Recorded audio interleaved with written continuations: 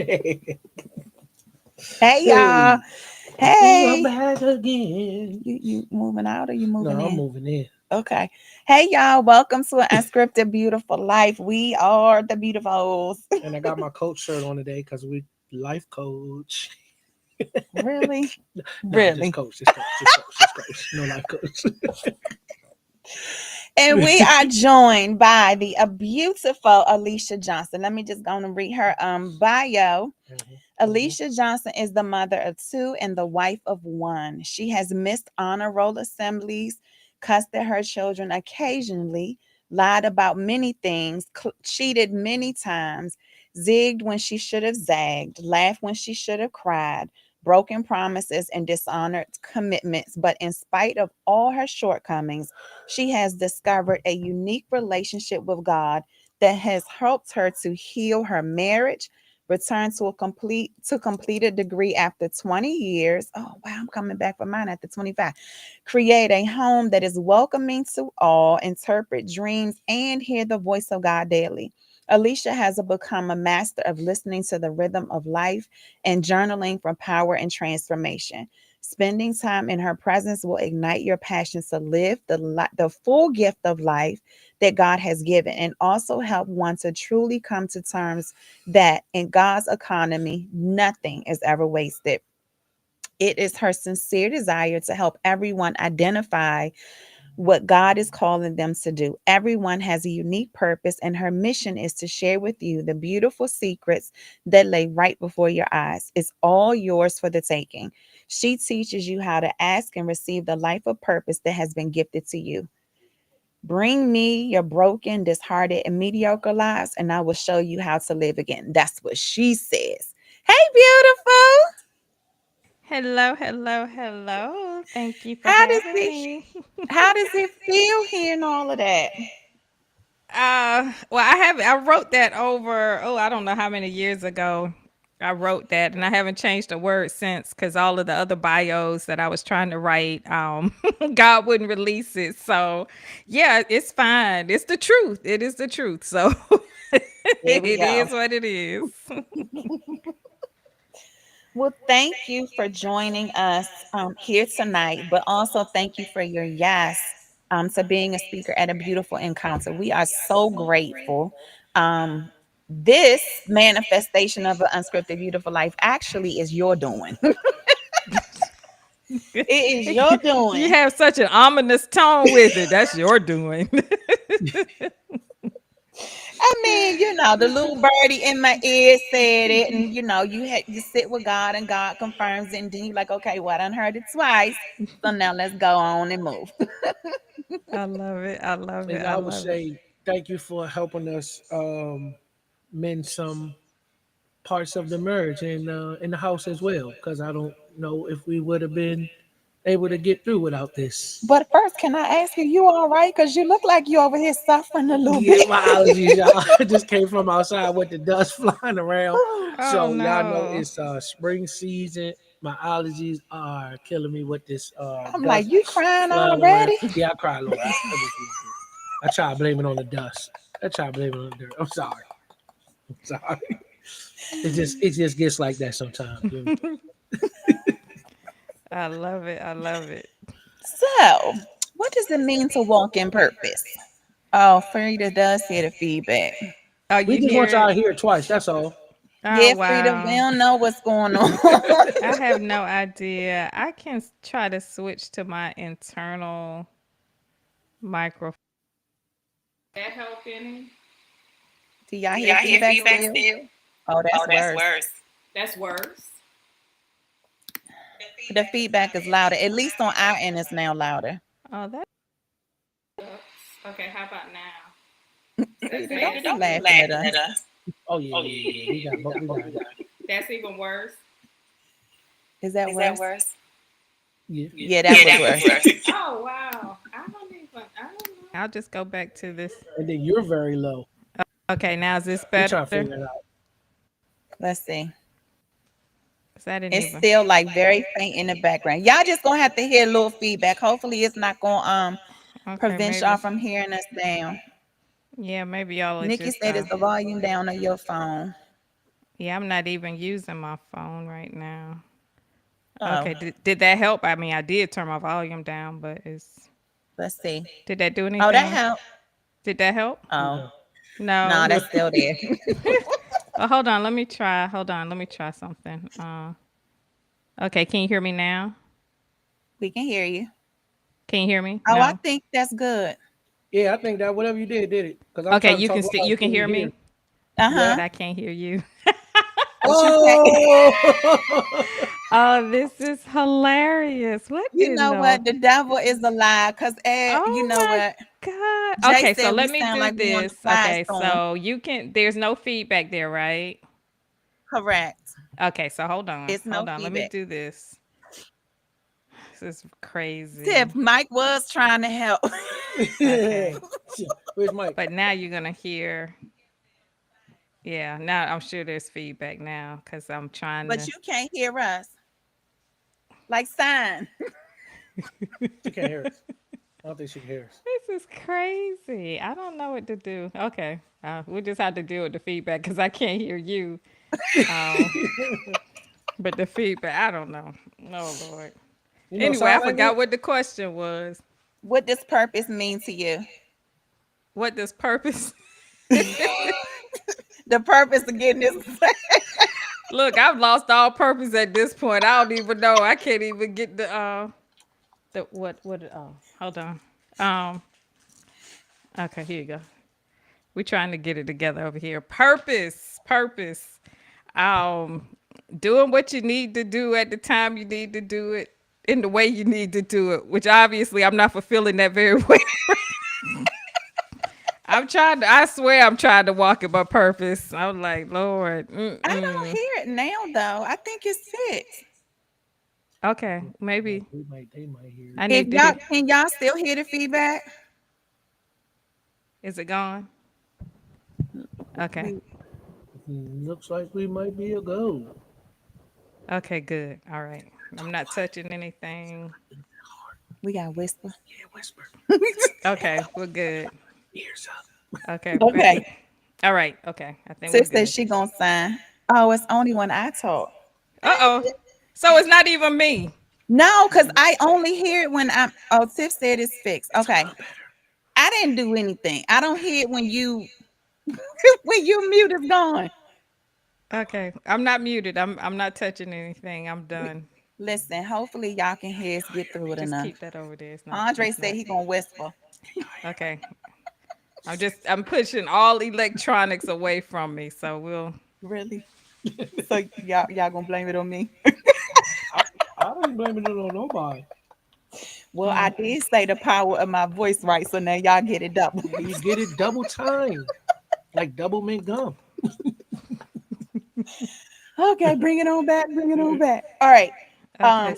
So no feedback. We're good. They said it was better. Frida said it's a little better. So we're gonna Okay. leave it at All that. right, we're gonna go with that. We Okay, gonna cool. go. It might be them earrings. What's wrong with my earring? They got like a satellite dish on them a little bit. So We gonna start this over. Hello, welcome to an unscripted. Oh Lord. Really, nah. really. They said it wasn't me. I wasn't getting any feedback. There So you go. I don't hear it now. I think we're I'm good. I'm just gonna be quiet. You go ahead and take over today, since I'm. Welcome back to the quiet storm. Look, Nikki said it's me. I'm gonna put myself in the corner. So now I gotta lead the show. You Don't. gone. I'm just gonna interject. So this gonna be the episode of Martin when Gina came on, and now I gotta lead it. It's not gonna go well, y'all. All right, let's go. Alicia, it's your show, and I'm Oh just here Lord. with you. You gonna give her the whole mic. You And, gonna give me the show? yeah, and when you need me to chime in, just do one of these. Yeah, I'm okay. jumping. I'm jumping. I'm jumping. But no, we good. We good. See, this is what unscripted is. It's very fun. It's very fun. I can't Bring with back the y'all. and see, So this I is just what we need to say. show you my questions, and then you. Bring back laughter in your marriage. Laugh at the silly jokes and all of that. So you want me really No, do it? you go ahead. You doing your thing. I can't read your questions. Mm-mm. Ooh. Okay, no, all seriously. So, the first question I have been, well, all the questions I've been asking the speakers, the title for this year's conference is Living Beautifully in Power, Purpose, and Presence. What does living beautifully mean to you? Let's see. Living beautifully to me means maximizing everything God has given you, like maximizing every opportunity you have, paying attention to everything that crosses your path, just being present, being present. Yeah, for so many years I didn't live in the present. So, it was a very ugly situation. So living in the present is a um, beautiful opportunity. So that, I guess that would be my answer. Okay, okay. Talk about the power of journaling. I know, I don't want to call you a journaling coach. You have changed what journaling means to me. He hasn't bought into it yet, but um, originally with journaling, it was kind of just get down, write on a piece of paper what my thoughts were. However, when our paths crossed through Dr. Vicky, you changed my thinking of journaling and how to make it more intentional than me just putting things on pieces of paper. Like some of the questions you ask is like a little lot challenging at times when I'm like, what in the world is she going with this?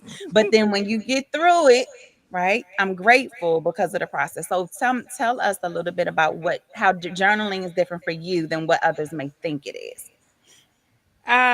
If you understand that your words have power, you don't want to waste any words. You don't want to um, you want to harness every aspect of the words that you speak. And so for me, journaling evolved into an actual tool, a process. It evolved into a lifestyle. For so many years, I would journal like everybody else. I would have journals that were venting. I would have journals that were disjointed. Journals where, oh, the sky was sunny this day.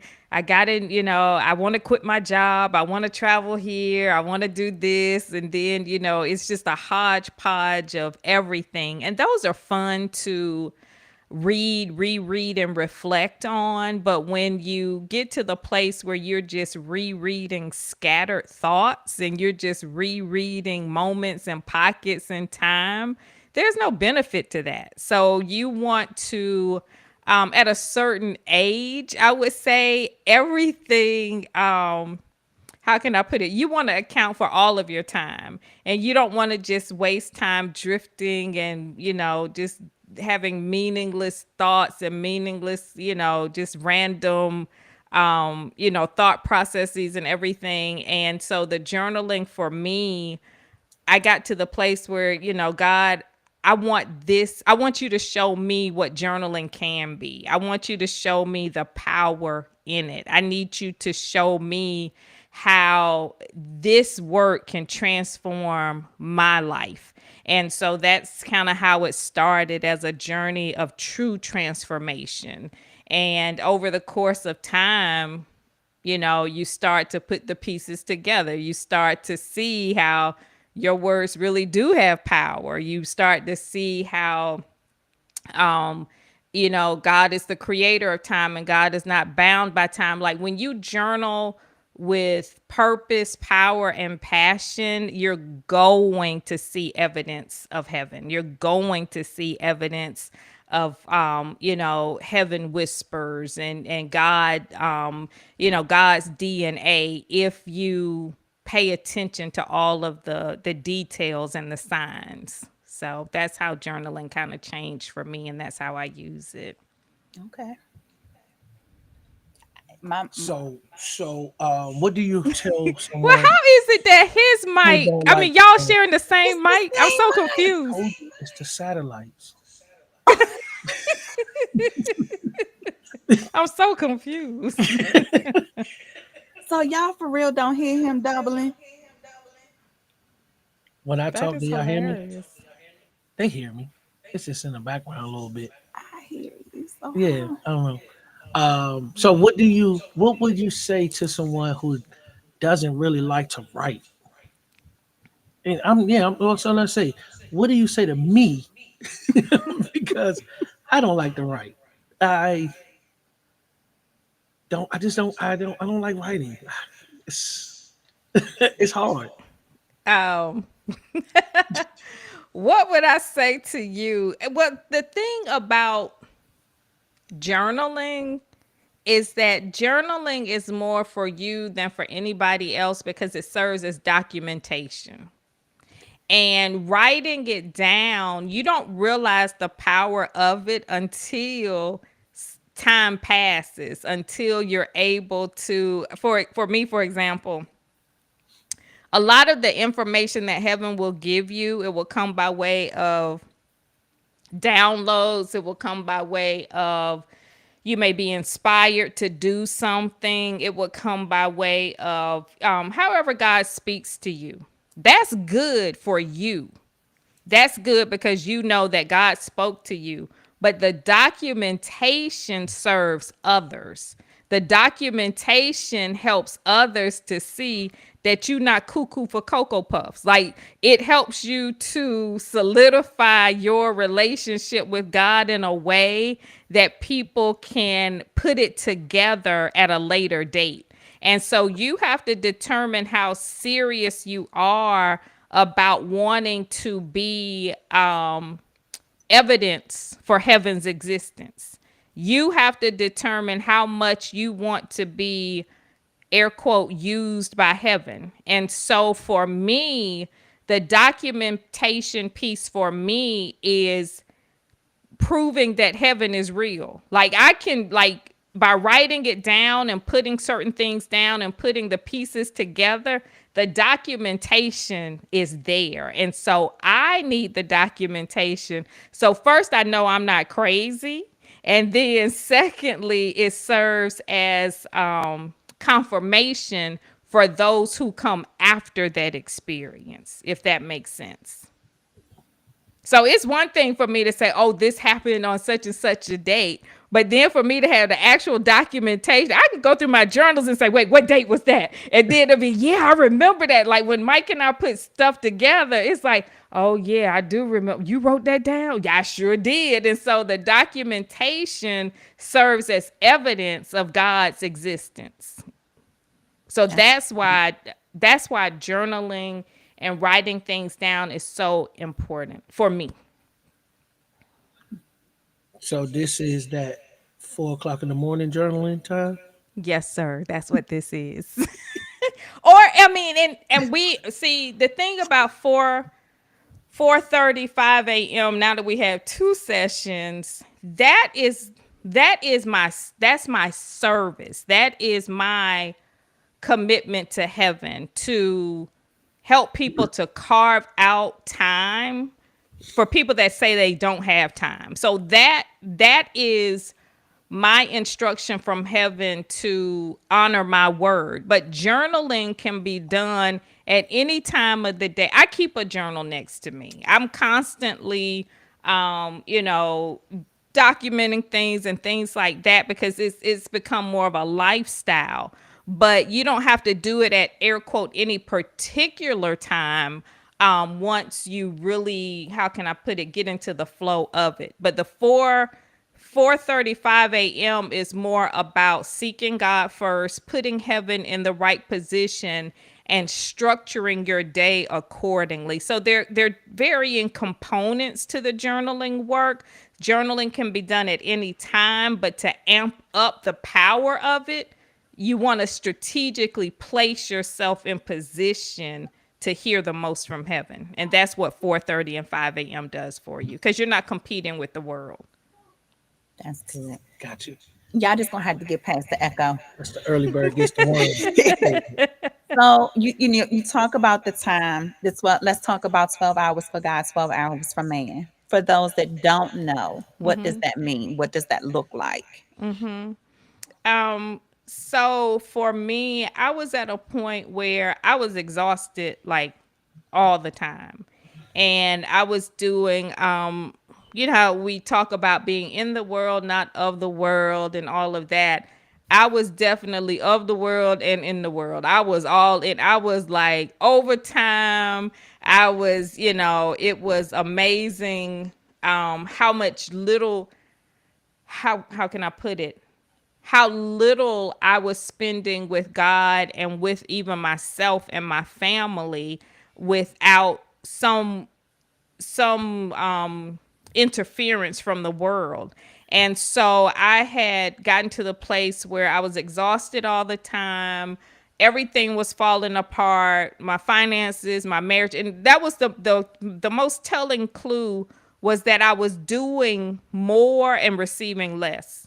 Like I was doing so much overtime and still had money problems. I had more money than I ever had before, and I'm still struggling. I was, attending more PTA functions and more, and still didn't know what was going on in my children's life. It was crazy. Like the more I was doing, the less I was receiving. And I just got to a breaking point, was like, I can't function like this. I can't do this. And so God was like, you're rendering more to Caesar than Caesar deserves. And so it was just so simple. It was just like God speaks to me and like downloads and visions. And God literally, one day I was driving to work, and I don't even know how I got to work, because God kept drawing my eyes to circles, and I just kept seeing the tires moving, and I just, all of these circles. And then it was like in my spirit, God downloaded, on earth as it is in heaven, for everything in the natural, there's a parallel and corresponding occurrence in the supernatural. And God was like, here on earth, when a circle moves and it is moving in the air quote right direction, is moving in a clockwise direction. So God was drawing my eyes to tires. God was drawing my eyes to everything. And so one of the things was the refresh symbol on the computer. And like when everything is moving correctly, it moves in a clockwise direction. And then when it's not, it reverses. I was like, now ain't this something? And God was like, how much greater is your life? Like, what direction is your life moving in? So I just grabbed a piece of paper and I'm drawing all these circles, and it was like just I was obsessing over circles. And so God had me to draw a circle, and God was like, draw the circle and divide it. And I was like, okay. And then it was like, break it down like a clock, and all of these things. And so what God showed me in that moment of time, when I started to break down the quadrants the way God was showing me to break them down, it was so clear. There are 12 hours for God and 12 hours for man. And what that looks like is that heaven requires the dark parts, like 12 to 3 a.m. That's a part for God. 3 to 6 a.m. That's a part for God. From 6 a.m. to 6 p.m., that's the world's time. That's the time you're leaving, you're going to work, you're at work, you're doing all of these things. And think about it.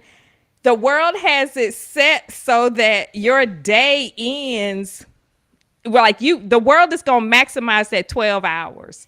The world is so clear on the spiritual aspects of life. Even though the world is perverted, the world lets you know that, for example, bill collectors like don't call you after a certain time. Like there's certain, like the world knows where it stands. And so, that was one of the things that 12 hours for God, 12 hours for man, when God started to explain it to me, is that we have to put the world in its proper place. So hopefully it's a very detailed process, but that's kind of like, I guess it's a high level overview of what it is. That's good. That's good, because I think a lot of time, when we are um, doing things, we all over the place. Today I'm gonna do it for and so trying to find the balance of what that looks like and how to maneuver through that. And you know, one of the biggest things that I realize is, you help us create balance, or at least figuring out what balance looks like for us. Mm-hmm. Because I know before I was a hot mess, like, oh, I can't do this. I can't. Although I'm back at that spot where I'm like, I can't fit it all into the day. But You'll You rebalance.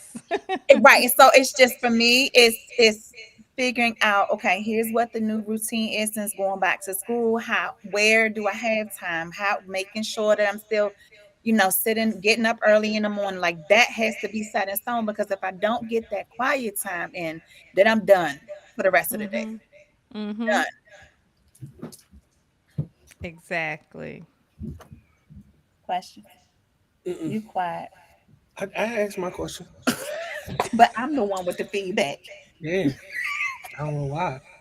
I don't know why, man. It's gotta be the satellites. Satellite. Okay, really. So, okay, so in the bio, you talked about oh,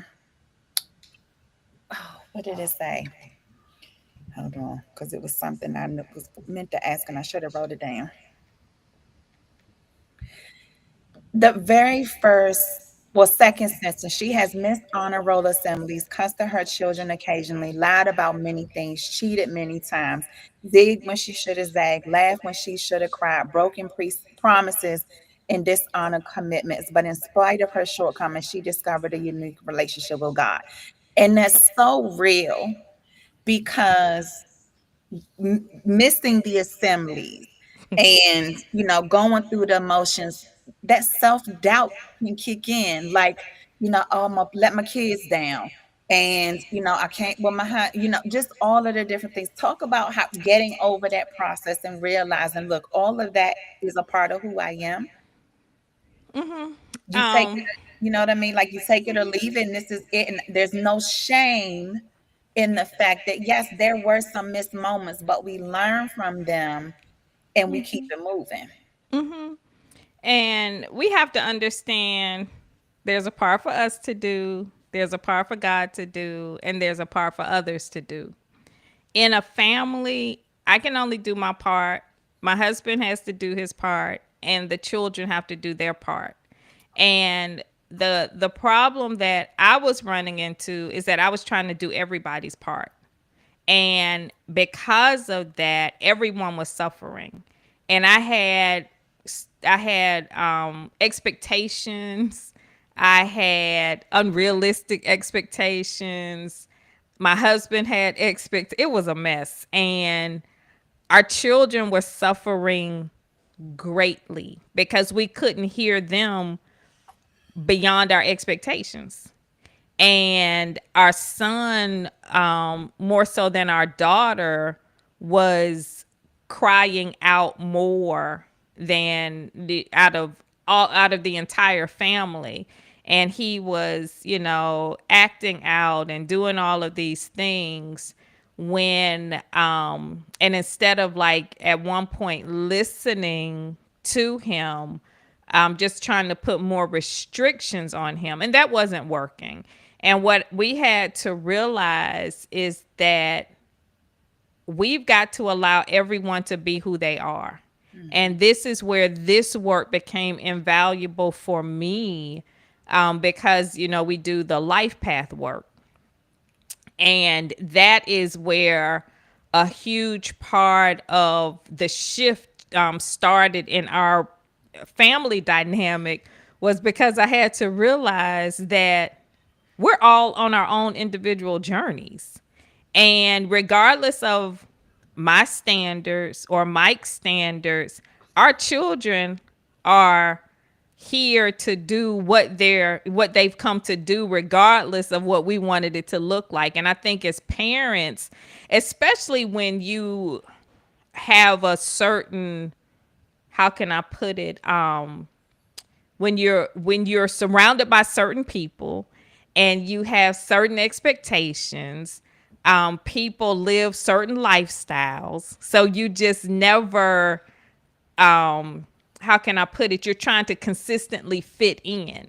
And so what I mean by this is that, like, my family, they're very educated, they're professional, they're, doing all of these things. And a lot of the things that we were trying not to address were the very things that were tearing our family, that was tearing us apart, because we were trying to fit into this mold of the environment that we were surrounded by. So children are in private schools. They go here and then they go on to, college, and then they get the jobs. And so that was the track that we wanted to just follow blindly, because that was what we saw. And our children were like, yeah, okay, we can try this if you want to, but that's not how it's going to work. And that was the reality check, is that our expectations are not their expectations. And we can do this all day, every day, and fight each other, or we can figure it out. And we had to literally figure it out. Our son had teachers thinking that we were jive crackheads. Like when we went to like a teacher, parent teacher type thing, Mhm. and she was like, y'all got teeth? Like, I mean, literally, this was like, she was thinking that she's like, y'all, we're professional. We work every day. My husband comes in, he's suited. And, I'm just like, are you kidding me right now? So this is where we had to really get to the root of why God had put us all together. And so there was healing that I had to do, healing that my husband had to do, and healing that our children had to do. And I used to beat myself up for, the shortcomings and all of that, but I had to forgive myself and forgive everybody else, because we all had roles to play in it. We all did what we were supposed to do, and I refused to carry the burden for everybody. I tried, but I walked out. We went to one family therapy session. I walked out and we never went back again, because the therapist was trying to blame everything on me. Well, Miss Johnson, if you hadn't made this decision, then, and they were all sitting, it was like, I'm sitting on the couch. Mike is here. My son is here. I don't think my daughter was there at the time. And they're both looking at me like, yeah, right. If you had made that decision, I was like, no disrespect, but I'm done. I was like, y'all figure this stuff out on your own. I will not be the fall guy for this. And it was just, I had to realize that I played a role, Mike played a role, and my son played a role. And I was not going to sit here and carry the brunt of the dysfunction for everybody. And that may not have been the best way to handle counseling. That may not have been the best way. But I only went to one session, and I was like, God, if it's going to play out like this, somebody is not going to make it through. And I was watching a lot of Snapped and a lot of those crime shows, and it was not going to come out well, because it was. Mm-mm. Oh, thank you for sharing that, because um, when you were talking about, pointing the finger and you having to take responsibility for, the part that you played when we started the recalibrating your life journal. Mm-hmm. And I don't know if that was the second week topic that you had given us. It might have even been the first. It was almost mutiny. Yeah, I remember that. And when I tell you, I was just like, oh, I am not doing this. That was the week I think you said you were gonna quit or something. It, Yeah, I think I remember that. because when I first heard the assignment, I was like, I am not about to take on the blame for somebody hurting me. Right? Like I was like, I done tried to work through the forgiveness. Now you about to put something else. And it just felt really heavy.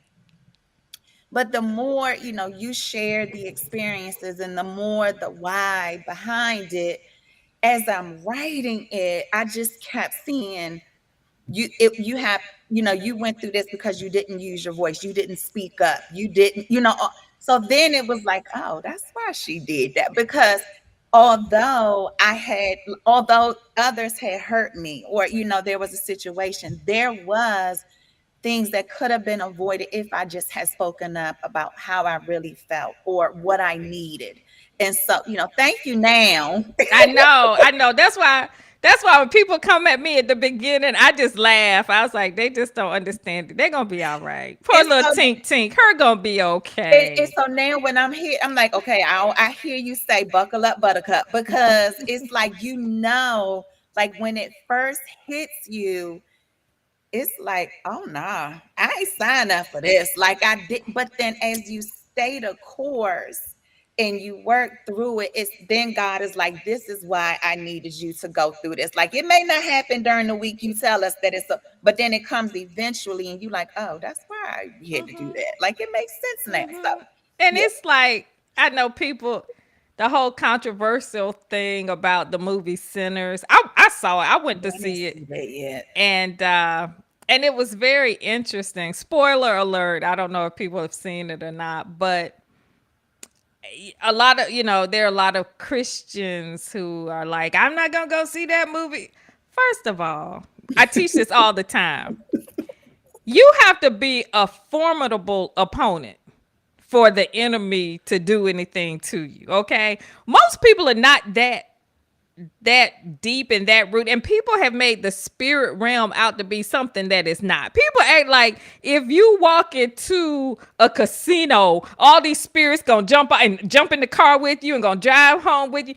Baby, if if it doesn't matter where you are, you can be in a grocery store, and if the enemy has you marked, you will be um targeted. Okay, so don't act like going to a particular place or something like that is going to how can I put it, alert the enemy. The enemy, if the enemy is after you, the enemy is going to get you. Okay, so you have to be a formidable opponent. But one of the most, there were so many things in that movie that was it was very symbolic and all of that. But the one thing, it ties into what you just said about the part that you play. One thing that was very interesting is that sin needs permission to enter. Mm, Sin needs permission to enter. They couldn't enter into the past the threshold without being invited in. And prayerfully people understood that dynamic. So a lot of the things that we experience in life, we will not experience it if we do not make the conditions right. If we do not make the conditions right. So there is absolutely no way the enemy is going to be able to get a foothold in your life if the conditions are not right for it to be fed and for it to be nourished well.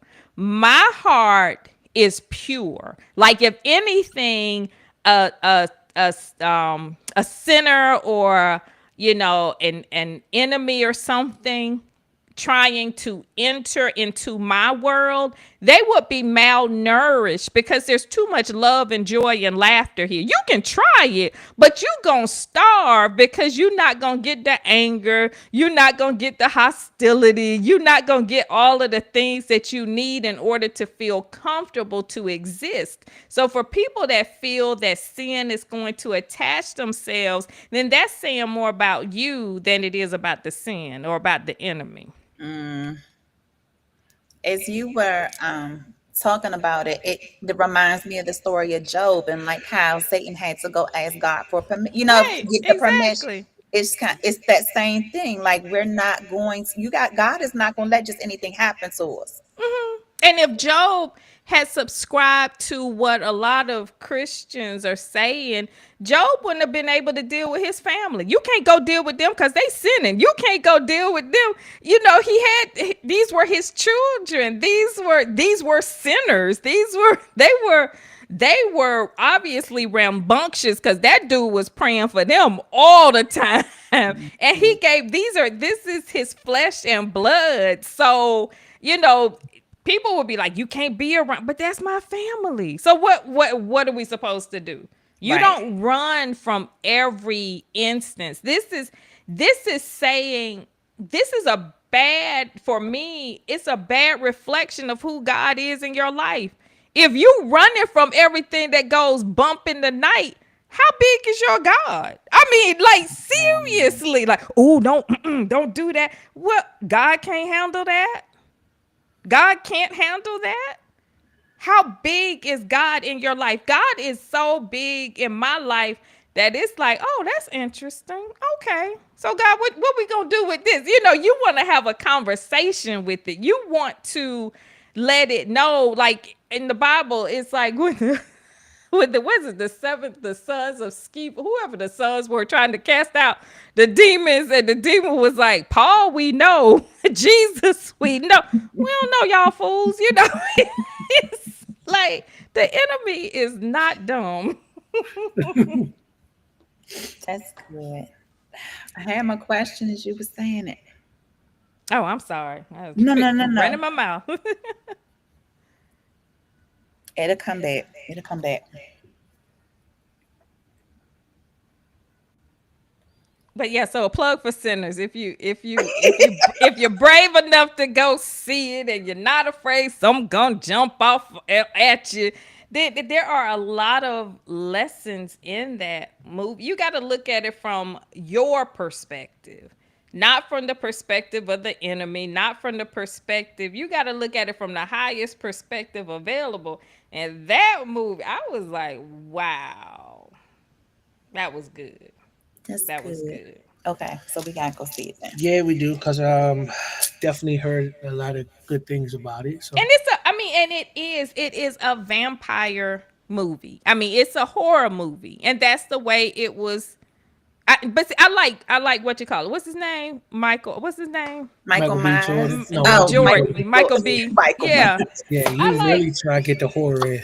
Yeah, I like him, and I just want to support. At this point in time, I want to support all my people all the time. So whatever it is, you take what you need from it and keep moving. But don't let anyone deter you because of their wherever they are in life. Get your own understanding.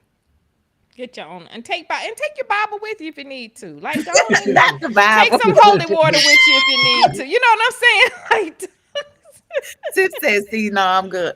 And she Um, said she was scared. She's stirred. um, you talk a lot about everything is encoded in the process, and we all get through bumps in the road. The trials come, the storms come, and you like, you know, other than saying "buckle up, buttercup," right?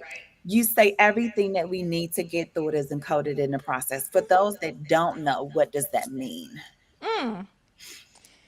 that means that our time here on earth has been accounted for.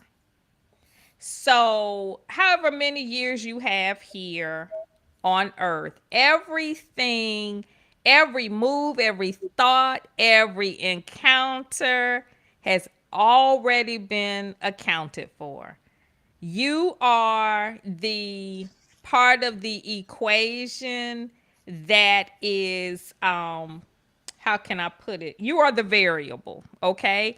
It doesn't matter if you zig or if you zag. That move has been accounted for. The problem is that so many people will make a move, get 3 or 4 steps in out of a 20-step process, and then decide, I don't want to do this no more. And then they move on to something else, not understanding that once heaven connects and once heaven says yes, that yes is activated and in effect until you reach the blessing, until you reach whatever it is that heaven has promised you. So, all of the joy, all of the pain, all of the laughter, all of the provision, all of the lack, everything that you need to learn through this process, to grow through this process, and to prosper through this process is encoded in the process. Most people don't understand what a process entails. Most people think that a process is one good thing after the next good thing, after the next good thing, after the next good thing. A process includes everything. This is why I consistently say once you enter into the process, once you enter into agreement, Things are no longer good nor bad. It's all part of the process because you don't know and understand enough about the process to realize if it is good or if it is bad. That's good. And so this is why you have to understand everything you need is encoded in the process. That's good. And part of what you say about that is don't quit another thing. Do And not so quit. now, anytime I'm facing that voice is like, "Don't you quit? Don't you quit?" Like I can't quit. Like if God allow it to cross my path, then it's I can't quit. So when the mentoring program gets hard, I can't quit. When No. the 5 and 6 year olds cutting up in the classroom, I can't quit. When the assignments for this childhood education class too hard, I can't quit. Right. And it'll all when the end comes, it will be such a smooth transition that you realize that your quitting would have been like a heart, like a you severed an arm or you've done something that can't be repaired or replaced. But when heaven does it, that cycle is closed so perfectly that you can't even see where the opening was. It's such a That's smooth good. transition. You don't miss anything. You don't have to go back and wonder if you don't have all of those attachments. It's just smooth. That's good. And God, and that's the thing. I don't think most people realize how much heaven wants us to win. Heaven really wants us to win. Us winning is a good marketing tactic for heaven. Like heaven doesn't get a lot of how can I put it? Heaven doesn't get a lot of good press if we quit everything. Like we won't have anything to share. We won't be like God got me through. So, That's good. Nikki said that was your personal directive. and I'm here to share it with the world. I told y'all I was gonna squeal like a pig. You did. I remember when you said that too. um, when working through the journals, you asking the hard questions teaches us to be vulnerable. How important is it for us to be vulnerable to get through that and respond, in community to say, hey, I need, you when you're asking us the questions and y'all come off mute now and I need you to talk. Like I ain't gonna be the only one on here talking. What Mhm. is how important is it to be vulnerable when we're working through the process? Oh my gosh. First of all, you have to understand that we have created a safe space. We have been curating this space for years. And so it's very important when you have the opportunity to feel safe in your environment. It is very important that you take advantage of that because first of all, there's strength in numbers. And when you allow yourself to be truly open in who God has created you to be, where two or more are gathered, it's not just us there. Heaven is there with us. Heaven is present. And so there is a healing that takes place. There is the equal the like heaven is yoking itself with us. Like we're all carrying each other's burden. And so this is why it's very important to be as vulnerable as you can in the safest place that you can so that you can feel as supported as you need to get you through to the next level. And so a lot of times people have a problem being vulnerable because they have never been in a truly safe space. And so this is why for me, it is very important for, this is why the 5 a.m. sessions are closed, per se, because of the work that we're doing and the depth in which heaven is taking us. I can't run the risk of that being contaminated. And Mm, so that is why being vulnerable in a safe space is an opportunity to heal in a way that most people will never experience. So when you have the opportunity to be supported and to be around people that care and love you and are on the same journey, please take the opportunity because there is definitely healing in that space. that's good. I love what you say about, not contaminating the space, because how many times, you know, let's say if you're an entrepreneur or a your business, that you'll ha- aim for this big thing, but realizing when you get the people get in there, the energy's off and people fussing and fighting, and you like, okay, what just happened here? And so, I love that you share that book, and especially when you always talk about the power of one, and how, when whatever we do, just focus on the one.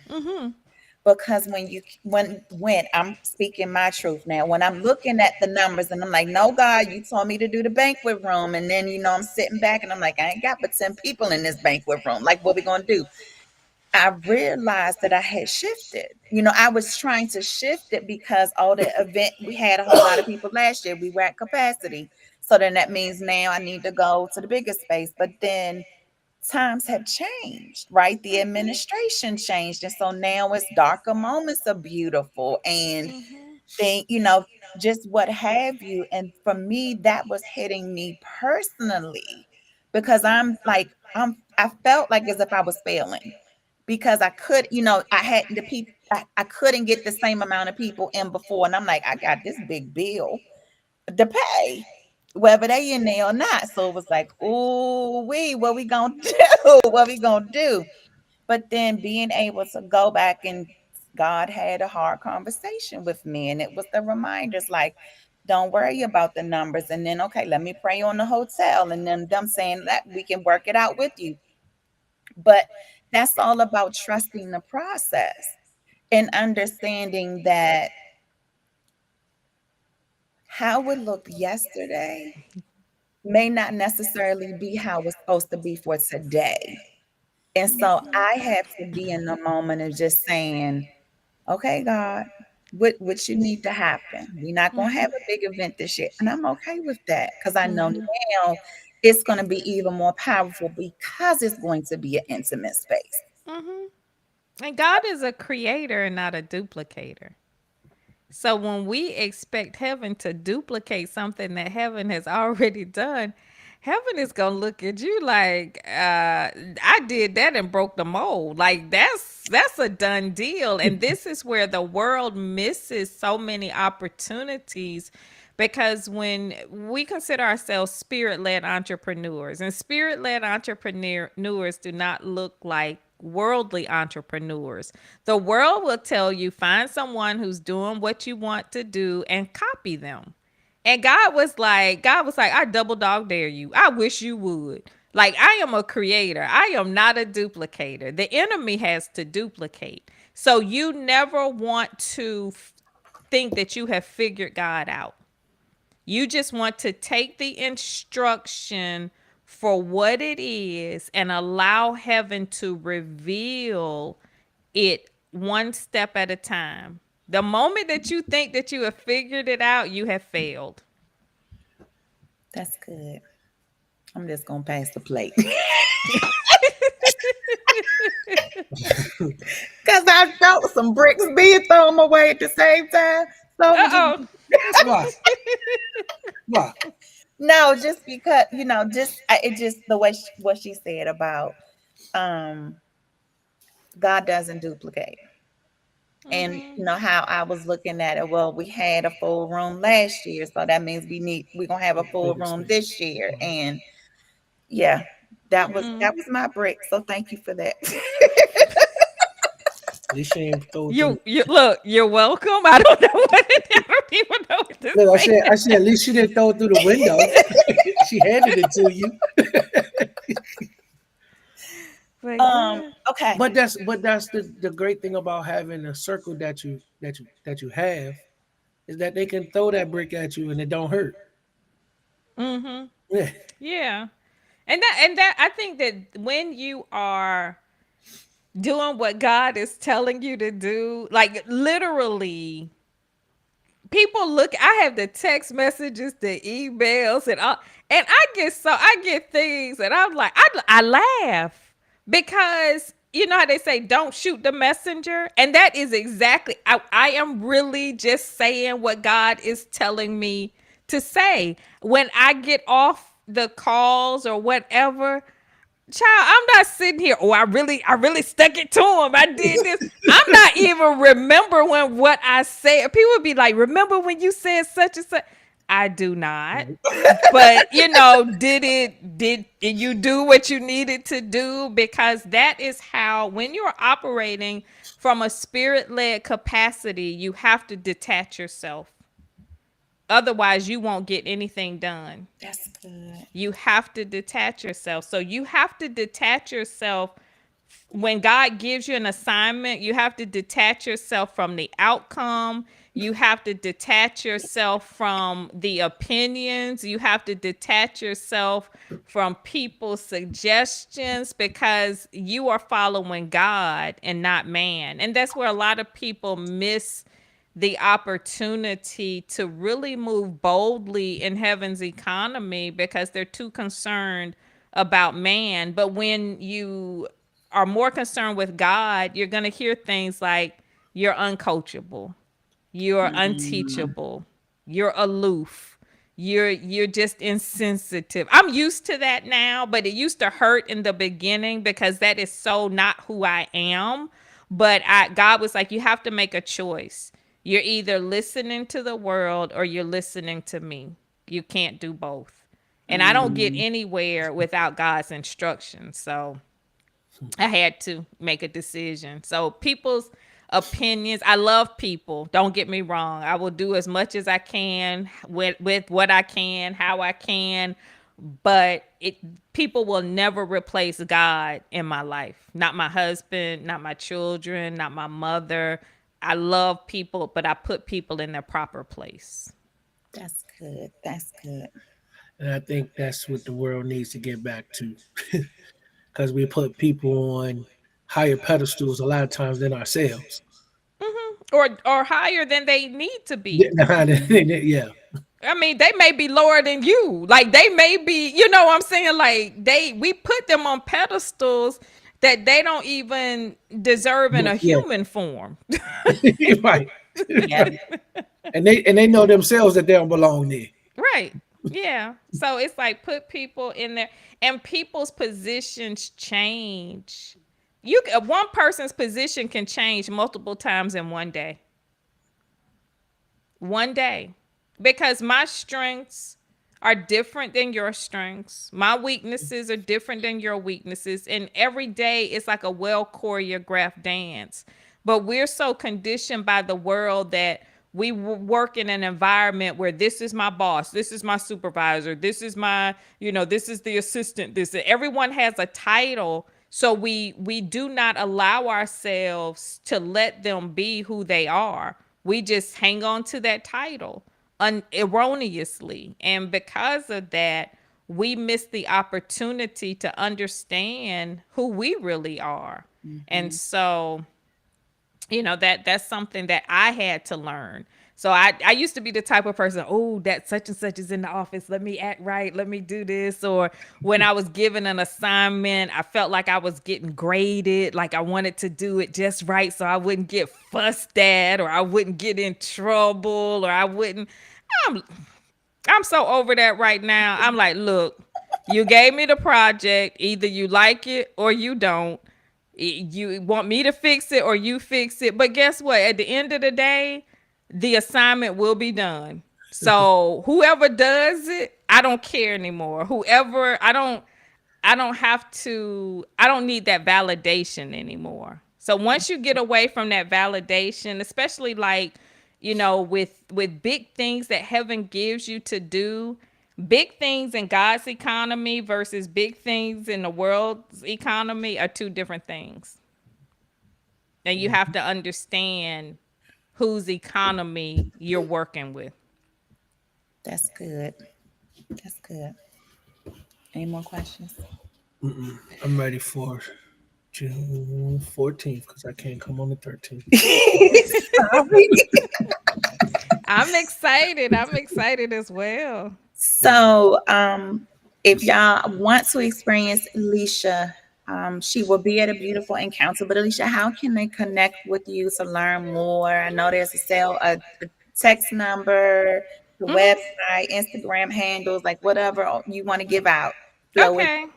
Yeah, you can reach me on, like, you can find me on social media. It's the 1212 community, on all platforms. And then if you want to learn more about the work that we do, then just text journal to 301 301 8838, and Cynthia will make sure that you get all of the information that you need. So yeah, you can find me at the 1212 community.com, or any of the, IG, was it IG, Facebook. I don't have a Twitter thing. I don't even know, I don't even know what I am on TikTok, but I don't even know if you need to find me on TikTok, but IG and Facebook is just fine. Y'all go find her. Go find her because they'll be blessed. You'll find Um, me. yep, go find her. Well, thank you, beautiful, for joining us Thank tonight. Thank you you. again for, speaking the word to get us on this thing. Um, you know, we love you. We I'm saying me. I love y'all too. Thank you for having me. But y'all go get your tickets, beautifulencounter.com. Alycia will be there. Now all the speakers have been announced. So we got Dr. Vicki Johnson, Alycia Johnson, Dr. Lavon Shaw, Sabrina Monroe, Yolanda Brunson. I feel like I'm missing one. Oh, Nikki Howard. So go get your tickets, beautifulencounter.com. We will see you next week for an unscripted beautiful life. Y'all have a good And the evening. Good countdown night. starts now. The countdown starts now. Starts now because we're getting less than a month. Oh yeah. Y'all have a good evening. We'll see you next week. See ya.